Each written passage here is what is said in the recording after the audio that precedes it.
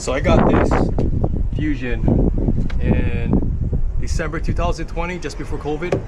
I came up on a Scupper Pro, and I wanted to step up. I wanted something with bigger capacity, longer, something that could go farther and do more. And thanks to the internet, I came up on this. I think the capacity is about 480 or something like that. The length is about 15 feet. And this, after 5 years, this thing is bulletproof. I'll show you the bottom. I'll give you a quick rundown.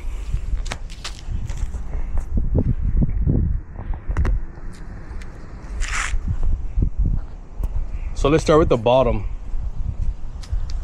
Reason why I go with plastic and not fiberglass is here at Maui we got some of the rockier shorelines. I would say 90% of my launchings are rocks. So I drag this thing up and down boulders, you know, pebbles, lava rocks, literally cliffs sometimes. I've had situations where I've actually used ratchet straps and hoisted. But I'm gonna be careful because that rudder. If you look closely, there's some gouges, some deep scratches on this whole thing, and there's no way to avoid that.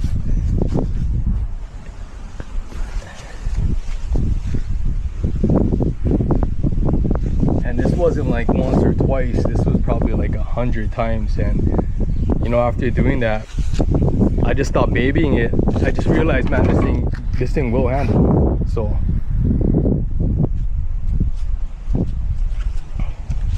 there it is. Next, I'm just gonna talk about what I did. So let's start with some things that I have done. Let's start with the front. I just came up with this recently. Simple, just a little grab handle, like a T style, because I would come up on the beach, and with this filled with about 100 pounds of fish, I found my hands sliding into this crack here, and it made my hand really sore and kind of awkward to grab. So I noticed I get a lot more power using something like that. And it's just girth hitched on here, so easy on and off. Still playing with that idea, but it works so far. It's out of the way. And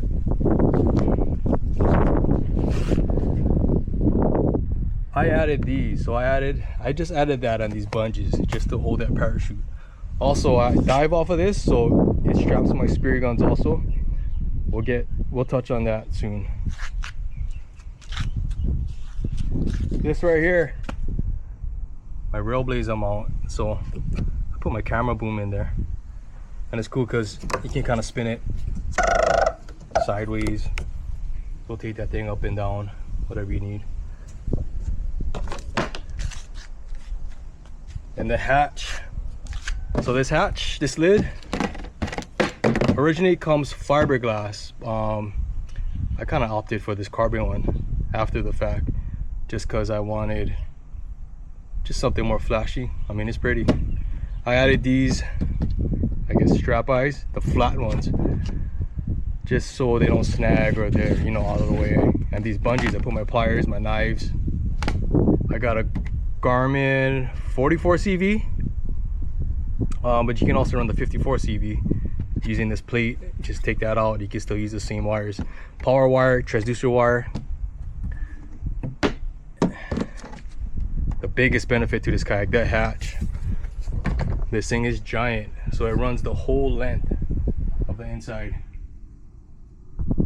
So all that you see, that's the same space right there.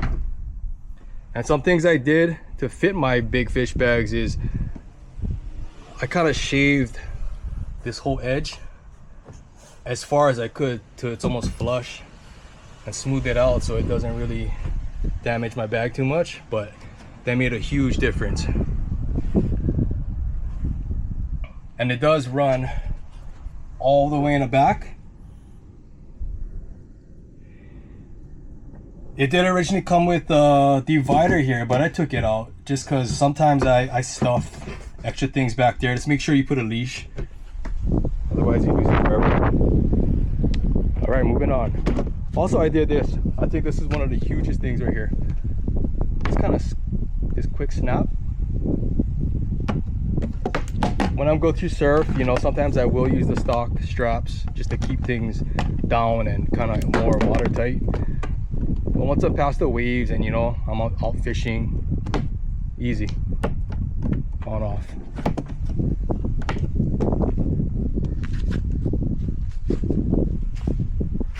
I think one of the biggest bonuses also with this kayak is the transducer mount. A lot of the older kayaks, you know, we kind of had to figure out, you know, like how to glue transducers and shoot through hole. Stealth came out with this,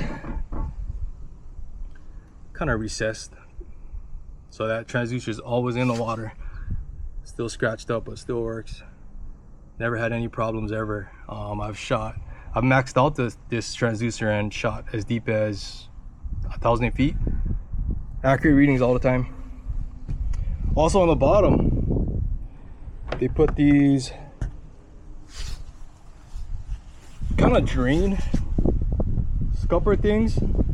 Kind of gives it that Venturi effect, just to kind of flow the water out.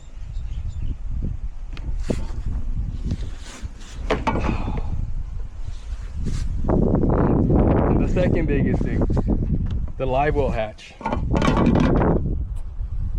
mean, it's big, but not very big. Here in Hawaii, we use Opelus, or at least I do, and I find I can use, or I can hold maybe up to 6 comfortably, 4 optimally. But originally had one of those scupper things facing forward, and one which I still have in there facing the rear. The idea is when you paddle forward, it'll cycle water in, and that one will suck the water out, so there's a constant fresh flow of water. But I found out the forward facing one created a lot of drag, and also I found Opelus don't like constant rise and fall of water, they like steady. So I played around and I took that one out, and works fine. And also, the deeper or the more weight you have on your kayak, the deeper this thing gets. But it works. Simple. I added this little cushion here, not really, it's just to keep myself from sliding around, because without this you kind of find your butt tends to, especially with fish blood and slime, you tend to shift all over the place. But that's what that's for. Let's see, you got these adjustable straps. So they come with these straps that kind of keep you locked in. I took mine out because when you're in really rough water and, you know, you find yourself almost tipping, I found myself taking my feet out as outriggers. So that's why they're out, just quick bail. Then we got our rod holders. You got these angled out and those straight up. I added this Railblazer in the middle, just as another option. I usually put my Kage inside. And you got this hatch. I changed this out. The original one was a screw type, and I find this one is just a lot more easy to access. Pretty big. And if you're wondering what this was the idea I had when I first got the kayak.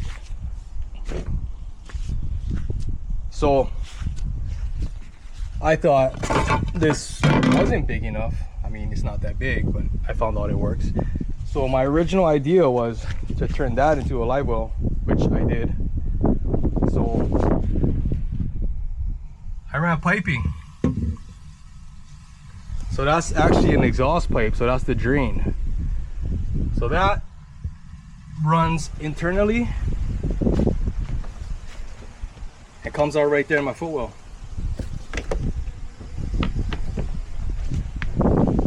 So I ran that pipe from the back hatch. Oh, I got rubbish back there. That back hatch, and it comes out right here. And I tried to make the level. It was really hard because I couldn't see, and the space was super tight.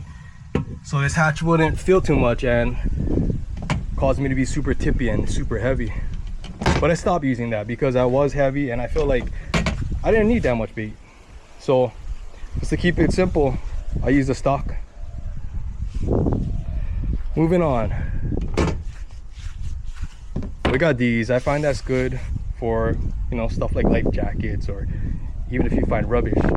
I fish Makena a lot in Maui, and there's been more than a couple of times I found life jackets and plastic bags and all kinds of rubbish. So one of the biggest things, Stelts are known for having understern rudders, which is those fixed rudders that regular like OC1s have. And I found it was impossible to fish in rocky terrain with that because I need a flat drag it. I can't do that with the understern rudder. So because I was the first one in the US to have one of these, let's take this out. I had to find a way how to do it myself. So this is a Smart Track rudder, but Stelt did install these inserts here. So what I did is I hunted down a bracket right here that just magically lined up perfect. So it's super low pro. And then I had to find out or figure out how to run my rudder lines. So right now I'm running stainless cable, which I change out once in a year because that sucks if you're out there and you don't have a rudder in windy conditions. So I use these fairings, and I figured I didn't want to drill into the kayak. I mean, that thing is easily replaceable. So I took a chance, found the right angle, and run my wire there, my lines. It goes through here. I took these holders out and I kind of fished the lines alongside here, coming out right there.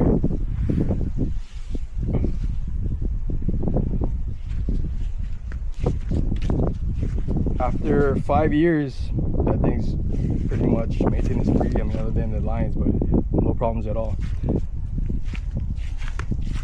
And I made it a kick up, so I got this line here. Easy as that. I feel like with this rudder I have two modes. So when I usually start out, I like to feel the water, you know, feel how the current's doing, the wind, and I start the day with it up. And I feel like it's two different feelings. With it up, you're on the water, you know, you feel like a duck in a pond, you know, just rolling with the waves, which I like sometimes. Once you drop this in, you can feel it grab and you just kind of become the water.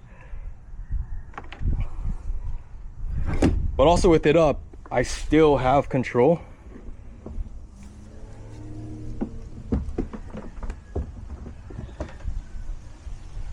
So you can still turn a little bit, so that's why I keep it up. But that big key of how I do my fishing in really rough water, this big rudder.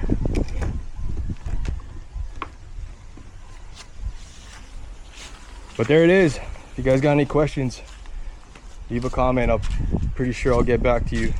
I feel like I know this kayak more than anyone, maybe even in the world. I spent hours and hours with this thing. Every single condition, you know, battled some biggest fish, paddled some big distances. If you want to check my stuff out, Wes_Cal Instagram. If you were wondering what this thing was, my parachute. So I just pack it up there when I'm fishing and it's windy or I need a load of fish and wind. Pull this thing out and I'll come out right there. Grab this.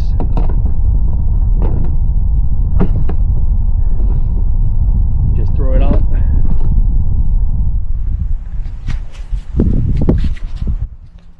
And this chute will just kind of level out like that. And always keep the nose of my kayak into the wind. Keeps me super stable and I don't need to pay attention to the waves as much. And I don't use it always, but in big seas or wind, man, I could be drifting at like 3.5 miles an hour. This thing will drop me down to half a mile an hour. So worth having. Check them out. Now we got through Orange. I want to show you guys what would have been my next kayak, but I'm gonna give it a new home.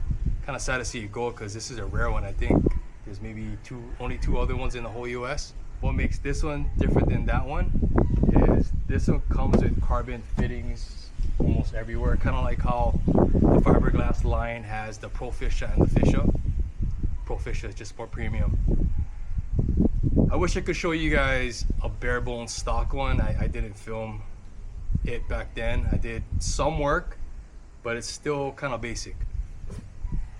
So this is what a somewhat stock Stealth looks like. They don't have all those bungees up front. It's kind of wide open space. But from this angle, this shot, you can kind of see how big that center hatch is. A lot of times I'll come in from fishing, have a full boat, and people are talking around me and have no idea what's in my kayak. That's another plus, is everything is internal, out of the way, no drag, kind of incognito and stealth. So this one comes with a carbon lid stock. I didn't have to add that. I have the same GPS system just so I could go from one to the other. This was the plan. I never did it. I only used this kayak once. I did the same thing. Kind of shaved the sides. You can see this one is immaculate. Super clean. They got the same rudder systems. I took out the straps for easy in out. One thing I did differently is I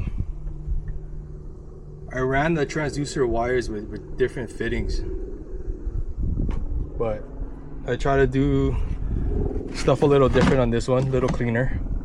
So when a new owner is gonna benefit from that. But this right here, same system.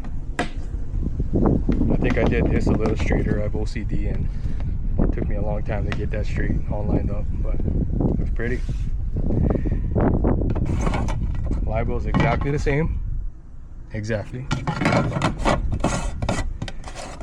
I also took some time to cut this thing off. Never really sat on it yet. Look good. Same rod holders. Everything same in the back. One thing that's different, we got this carbon lid. One thing that's different is Stealth started installing their own kick-up rudders. And blades almost exactly the same as that one right there, but this whole system here is completely different. They did their own style of getting that fitted on there, but there's still the two seam inserts there. One thing, just being transparent, one thing I did notice that these lines here actually held some tension right there. So today, before I get this to the new buyer, I'm gonna add some fairings in there, maybe get that a little bigger, maybe have less rub, so when you steer you have no resistance. I like having that real sensitive feeling. I don't like having any resistance or any lag. So I'm gonna be doing that. Also help him with his kick up. Right now it does kick up, but it doesn't stay up. So I'm gonna add that little cleat thing here for him.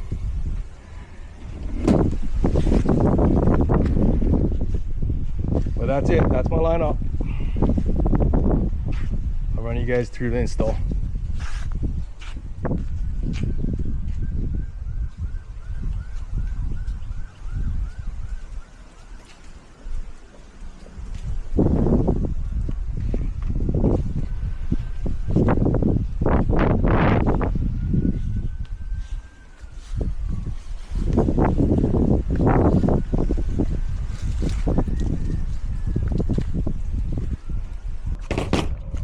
Okay, so I already marked it out. I'm gonna put this cleat thing here. I chose right here because it's kind of out of the way of my functioning area, and it's right within like arm's reach. So I'm gonna drill a hole right there, pop a rivet in there, seal it with some glue.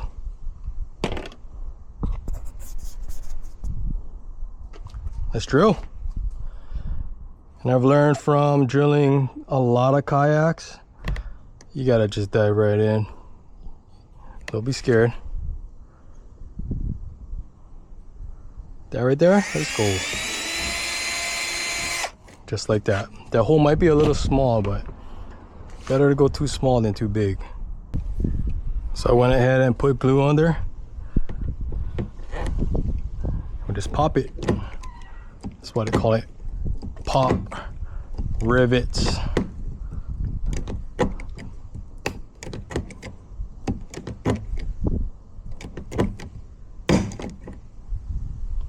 Sometimes they don't pop clean, but whatever. So we got the Dremel.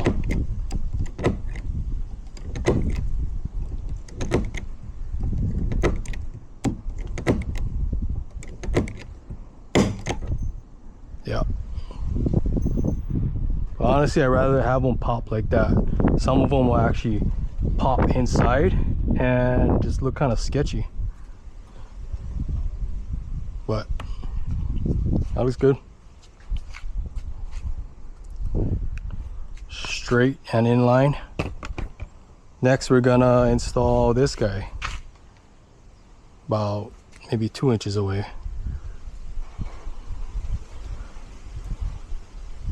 You'll see why. So we're just gonna chop off the excess like that. These ones are a little bit more tricky, but damn.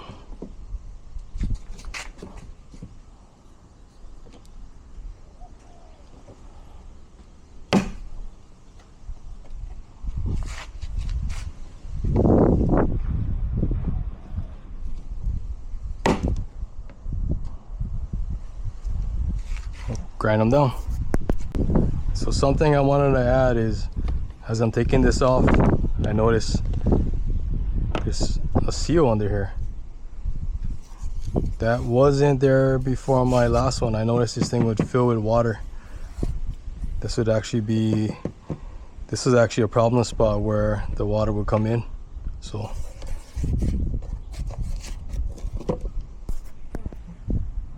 got the rudder complete. I installed these fairings. Now they can move freely. No binding or biting in there. It's even cleaner. And let me go over how I did my kick-up rudder. So I ran a line all the way up here. Pull on the string. That cleat bites it. Stays up. And the other end I tied right into this hole here. When I first got it, I kind of ran it up here, and I found out that when I was in the water, the line would come off the track and this would get sloppy. So I actually ran it through that hole there. I'm guessing that's what it's for, but seems to work that way. There she is, complete, ready for our new owner.